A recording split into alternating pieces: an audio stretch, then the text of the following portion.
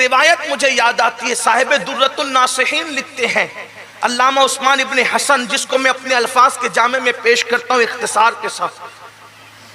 देखो, जवानी दीवानी ही होती है, लेकिन अगर दोनों में कोई एक अल्लाह से डरे तो लड़कियां भी फिसल नहीं सकती, लड़के भी फिसल नहीं सकते। शादी से पहले पाक दामन रहो। एक बात ये भी कहूं, जो शादी से पहले पाक दामन रहेगा, अगर मर्द है तो अल्लाह उसको पाक दामन बीवी देगा, और औरत है तो अल्लाह उसको शौहर भी पाक दामन देगा। अगर कुछ गड़बड़ हो गई तो तौबा कर ली तो भी अल्लाह पाक दामन देगा, और तौबा नहीं की जिम्मेदार तुम हो, कुछ नहीं कह सकता। लेकिन इतना जरूर कहता हूं अहले इल्म के लिए, अलबिर ला यबला व ज़ंब ला युनसा व दय्यान ला यमूत, एमल मा शित कमा तदीनु तुदान। कह दिया गया जो चाहे कर, जैसा करेगा वैसा पाएगा। किसी की थाली झूठी करेगा, किसी का बर्तन झूठा करेगा, तुझे भी झूठा ही बर्तन मिलना है, झूठा बर्तन तुझे भी मिलना है, याद रखना। इससे बढ़कर क्या कहूं। लेकिन सच्ची जो तौबा कर ले, अल्लाह तौबा का कबूल करने वाला। साहिब दुर्रतुन नासिहीन लिखते हैं, क्या देखो पहले की बेटियां कैसी होती थी, आज तो जरा सी किसी के हुस्न की तारीफ कर दिया, ऐसी भोली भाली के सब कुछ लुटा बैठी, इल्ला माशाअल्लाह। अल्लामा उस्मान इब्न हसन लिखते हैं कि हसन नाम का एक जवान, घर वालों ने कहा बेटे जाओ बाजार से कुछ ले आओ। बाजार गए, देखा खूबसूरत सी लड़की है, उस लड़की को देखा तो उसकी हुस्न की तारीफ कर दी, हुस्न की तारीफ की। उस लड़की ने कहा ए जवान, अल्लाह से डर। हसन कहते हैं मैं उसके हुस्न में इतना डूब चुका था कि अल्लाह से डर ये जुमला मेरे दिल पर कोई असर न कर सका, क्योंकि मैं समझ भी न सका, इतना डूब चुका था। दरियाए हुस्न में ऐसा गोताजन था कि मुझे ख्याल ही ना कि मुझसे क्या कहा जा रहा है। मैंने कहा तेरी आंखें कितनी खूबसूरत। उसने कहा रुक, मैं तेरे हुस्न, तेरी मोहब्बत का भी इलाज करती हूँ। गई, थोड़ी देर के बाद एक बूढ़ी कनीज आई, और आने के बाद उसने कहा ए लड़के, अभी एक लड़की का के हुस्न और आंखों की तूने ही तारीफ की। कहा मैंने की, मैं खुश था कि मोहब्बत का पहला तीर निशाने पे जाके लगा। तो कहा कि उसने तुझे तोहफा दिया। मैंने जैसे ही तश्त से कपड़ा हटाया तो देखा कि दो कटी हुई आंखें थी, उससे खून बह रहा था। मैंने पूछा ये क्या है, तो कहा ये चिट्ठी है। चिट्ठी देखा तो उस पर लिखा था ए लड़के, तूने कहा मेरी आंखें खूबसूरत है, मतलब ये कि मेरी खूबसूरत आंखें लोगों को फितने में मुब्तला करती है, ये मैंने आंखें काट के तुझे भेज दी, मुझे भूल जाना। मैं अंधी बन के रह तो सकती हूँ लेकिन पापी बन के नहीं रह सकती। ये आंखें उठा जा, अब मुझे कभी याद न करना। हसन कहते हैं मैं रोने लगा, या अल्लाह मेरे एक फिक्रे ने, मेरे दो फिक्रों ने किसी को अंधा कर दिया, किसी की जिंदगी वीरान कर दी। अब इतनी खूबसूरत लड़की अंधी हो गई, उसके साथ कौन रिश्ता करेगा, कौन निकाह करेगा। ऐसे में मैं ये सोचते हुए घर आया, रोता रहा। रोते रोते ख्याल आया हसन ये कैसी तौबा है कि दिल दुखाओ बंदों का, माफी मांगो अल्लाह से। ये कैसी तौबा है? तौबा तो ये है कि अल्लाह से माफी भी मांग, जिसका दिल दुखाया, जिसका नुकसान किया उससे भी माफी मांग। मैं उसके घर की तरफ गया तो देखा जनाजा उठ रहा था, लोग सोगवार थे, लोग गम में डूबे थे। मैंने पूछा किसका जनाजा है, तो कहा ये किसी बुजुर्ग का नहीं, ये कौम की एक बागैरत बेटी का जनाजा है। सुना किसी मनचले ने उसके हुस्न की तारीफ कर दी, उसने गैरत में आकर के आंख काट करके भेज दिया उसको। आंख काट कर दे तो दिया जज्बात में, लेकिन बर्दाश्त न कर सकी, दिन भर तड़पती रही, रात भर तड़पती रही, हत्ता कि रात के आखिरी पहर में जान दे दी, दम तोड़ दिया। उसी बेटी का जनाजा उठा। हसन कहते हैं कि हसन तेरे फिक्रों ने किसी की आंख नहीं किसी की जान ले ली। उस दिन हसन ने अहद किया मौला तौबा करता हूं, आज के बाद कोई लड़की तो लड़की, किसी लड़के पर भी मैं जानबूझकर नजर भर के नजर न डालूं।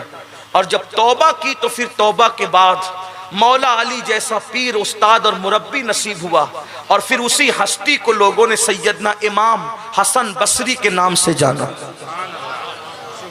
उस्मान इब्न हसन ने कहां तक इंसाफ किया मैं नहीं जानता, लेकिन उन पर एतमाद करते मैंने ये बात आपके सामने पेश की। कौम की बेटियां कल तक इतनी बागैरत थी कि किसी बेटी की इस्तिकामत किसी जवान को विलायत की मंजिल तक ले जाने के लिए काफी हो रही थी। और आज की बेटियों को क्या हो गया, कोचिंग में जा रही बेपर्दा, कॉलेजों में जा रही बेपर्दा, डिग्रियां लेने के लिए बेपर्दा। मैंने कहा आग लगी ऐसी डिग्री को, आग लगी ऐसी तरक्की को जो इस्लामी गैरत और हमीयत की कुर्बानी देने के बाद मिले। सारी डिग्रियां बाद में है, रसूलुल्लाह की वफा की डिग्री पहले है, हया पहले है, गैरत पहले है। बल्कि मैं तो मुसलमानों से कहता हूं, अगर तुम्हारी बेटियां बेपर्दा होकर तालीम हासिल करें तो तुम्हें शर्म नहीं आती? जितना और समय तुम कव्वालों पे लुटा देते हो, अगर इतनी रकमें बचा लो। मुझे पता है मेरे जैसा आदमी उर्स और शादी पर तो बोल जाता है, जलसे पे इसलिए नहीं बोलता कि जलसे से मेरा ताल्लुक है।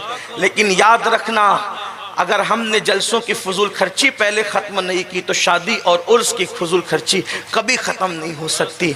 इसलिए कि जलसे में बोलने वाला बाअमल नहीं होगा। जब वो खुद कहेगा कि मुझे जब तक 50,000 मेरे अकाउंट में नहीं डालोगे मैं नहीं आऊँगा, तो दीन बेचने वालों ने फिर इनकलाब कौन सा बपा करना है? इनकलाब तो मुबल्लिग इस्लाम अब्दुल अलीम जैसे बेनफ्स लोगों से आता है। इनकलाब तो कायदे अहले सुन्नत शाह अहमद नूरानी जैसे लोगों से आता है कि पूरी दुनिया में घूमते रहे मगर खुद का घर भी ना कर सके, इसलिए कि जानते थे अल्लाह पर चिड़िया कौवे घोंसले बनाते हैं, औकाब कभी घोंसला नहीं बनाता। नहीं तेरा नशेबन कसरे सुल्तानी के गुंबद पर दुशाई है, बसेरा कर पहाड़ों की चट्टान। नारे तकबीर, नारे रिसालत, औलादे गौसे आजम, औलादे गौसे आजम, नारे तकबीर, नारे रिसालत। ये मतलब मुराद ना लिया जाए कि जो उलमा और खुतबा घरों में रहते हैं वो कोई चिड़िया कौवे, ऐसा हरगिज़ मफ़हूम मुखालिफ मुराद ना लिया करे। लेकिन अगर दीन बेच करके घर बनाना पड़े तो फिर वो चिड़िया कौवों का काम है। हाँ, लेकिन अगर कुदरत अता कर दे तो फिर बात दूसरी है। हाँ, मगर देखो अब्दुल अलीम सिद्दीकी का नतीजा बता रहा है मुबल्लिग इस्लाम का कि जमीन पे खुद का घर नहीं बनाया, फिर आखिरी में खुदा ने कैसा कयामत तक के लिए ठिकाना अता कर दिया कि अगर आज मुझसे कोई पूछे कि अल मुबल्लिग इस्लाम कहाँ है तो मैं कहूंगा किसी के बारे में यकीन से नहीं कह सकता, लेकिन जो जन्नतुल बकी में सो रहे उनके लिए तो कह सकता हूं कि वो जन्नत में अभी भी आ रहा है। जब माँ के कदमों में जन्नत है तो रसूल के कदमों का आलम क्या? पूरा बकी नबी के कदमों में है, रसूलुल्लाह के कदम। ये सिला वफाओं का उनको मिलता है जो खुलूस के साथ। तो मेरी गुजारिश है कि जलसों की फजूल खर्ची भी बंद की जाए। कोई जरूरी नहीं है कि इतनी दूर से मीनुल कादरी ही को बुलाया जाए, मस्जिद का इमाम भी खिताबत कर सकता है। आप, मैं तो ये कहता हूँ, गवैयों को बुलाते हो 50-50 हज़ार देते और मस्जिद के इमाम की तनख्वाह बढ़ाने के लिए तुम्हें बुखार आता है और फिर कहते हो ये 2 कौड़ी का मौलवी, 2 कौड़ी का मौलवी। जज आ जाए तो शादियों में उठ के खड़े रहते हो, वकील आ जाए तो खड़े रहते हो, और इमाम के लिए तवज्जो भी नहीं करते क्योंकि वो 2 कौड़ी का मौलवी है। कभी पता किया मौलवी का मतलब क्या होता है? मौलवी का मतलब होता है लुगत में मौला वाला, उसको अल्लाह वाला भी कहता है और 2 कौड़ी का भी कहता है। जो अल्लाह वाला होगा वो 2 कौड़ी का कैसे होगा? मैं तो लोगों से कहता हूँ, गुस्से में तो नहीं आता, लेकिन यहाँ मुझे गुस्सा आता है कि तेरी माँ तेरे बाप पे हलाल न हुई होती अगर इस मौलवी ने इजाब व कबूल कराने का एहसान न किया होता।